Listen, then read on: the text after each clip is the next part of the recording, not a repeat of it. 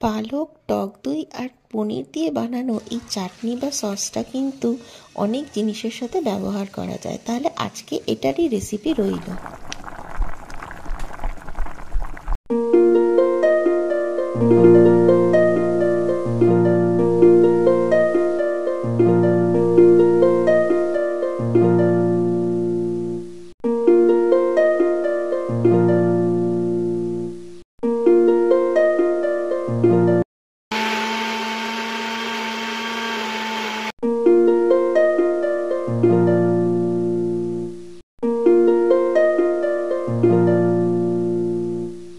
টক দইটা ছাঁকনিতে বেশ কিছুক্ষণ রেখে জল ঝরিয়ে নিয়েছি, যাতে ক্রিমিনেসটা আরও ভালো আসে।